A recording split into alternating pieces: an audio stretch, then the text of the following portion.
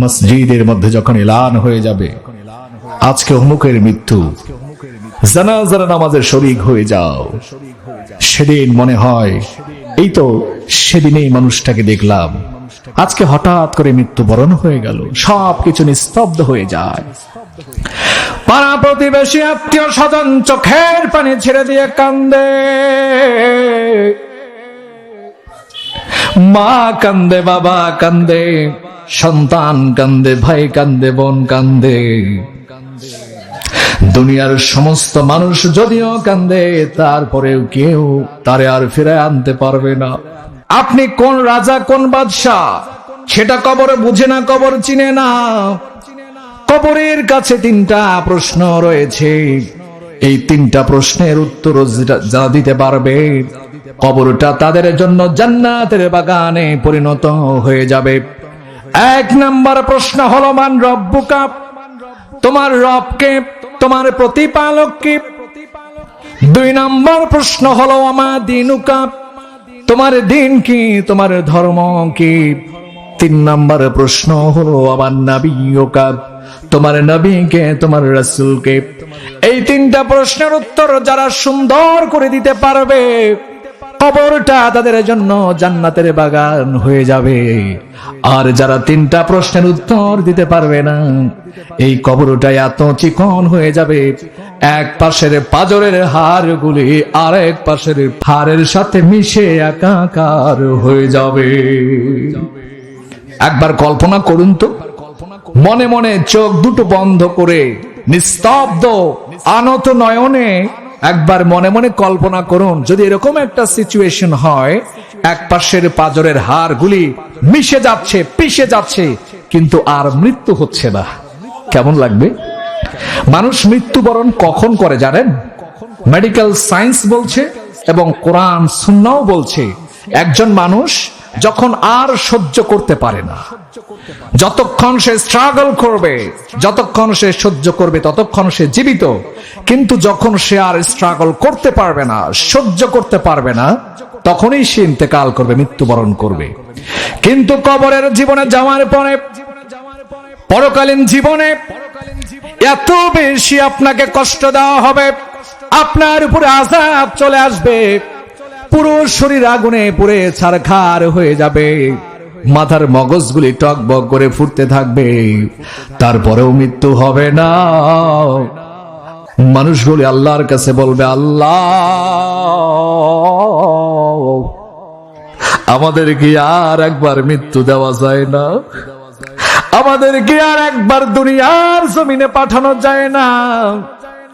আল্লাহ রব্বুল আলামিন বলবে, ও আমার বান্দারা, দুনিয়ার জীবনে তোমাদেরকে একবারই পাঠানো হয়েছে, একবারই তোমরা দুনিয়ার জীবনে যেতে পেরেছো, আর কোনো মৃত্যু নাই, কারণ মৃত্যু আজকে মৃত্যুবরণ করেছে, মৃত্যুরও আজকে মরণ হয়ে গেছে।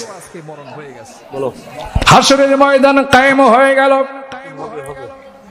সমস্ত প্রাণীগুলিকে হাসরের মাঠের মধ্যে একত্রিত করা হবে, একদিকে মানুষ আর একদিকে জিন, একদিকে গরু ছাগল প্রাণী পশু পাখি সবগুলিকে লাইন বাই লাইন করে দাঁড়ান করানো হবে।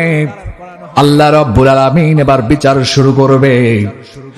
মানুষ এবং জিন জাতি ব্যতীত যত প্রাণী রয়েছে সমস্ত প্রাণীগুলি একে অপরের প্রতিশোধ গ্রহণ করবে।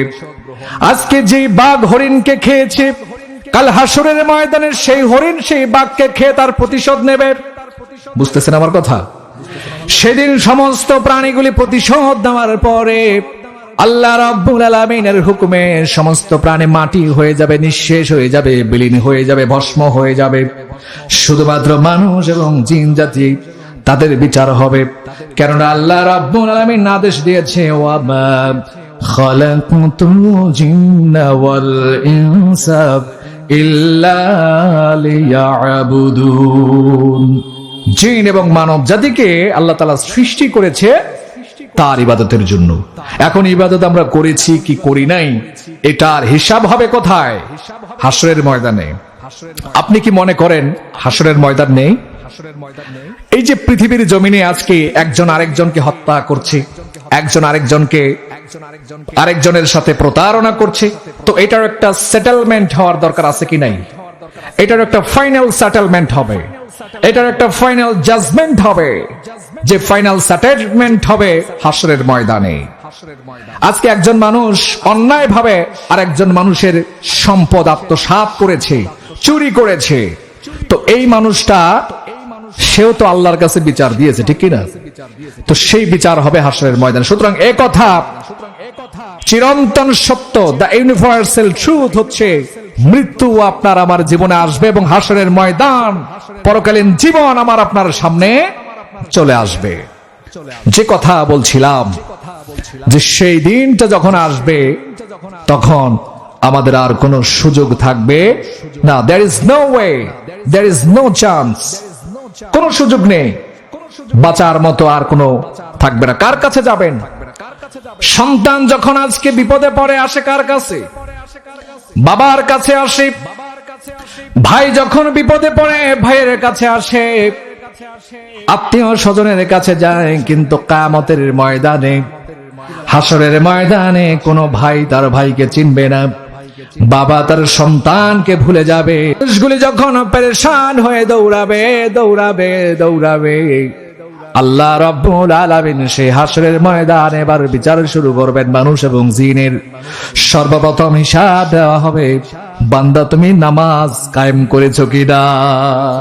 দুনিয়ার জমিনে আমি যে সালাত তোমার উপরে ফরজ করেছি, 5 ওয়াক্ত নামাজ, the 5 times সালাত আমি তোমাদের জন্য ফরজ করেছি, সেটা তুমি আদায় করেছো কিনা? আজকে দুনিয়ার জমিনে যারা 5 ওয়াক্ত নামাজকে পাবন্দির সাথে আদায় করেছে, কাল কিয়ামতের ময়দানে তাদের মুখটা উজ্জ্বল হয়ে যাবে, তারা সিজদায় অবনত হয়ে যাবে, আল্লাহকে সিজদা করবে।